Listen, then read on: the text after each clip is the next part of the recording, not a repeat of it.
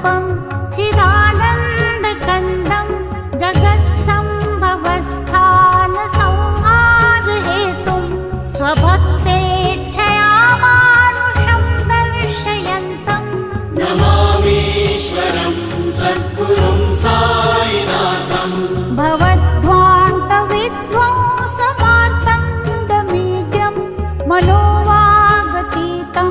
मुनिर्ध्यानगम्यं जगद्व्यापकं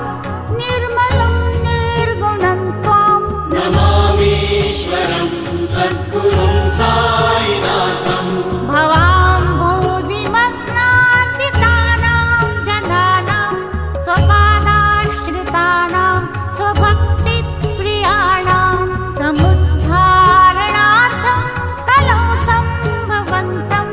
नमामीश्वरं सद्गुरुं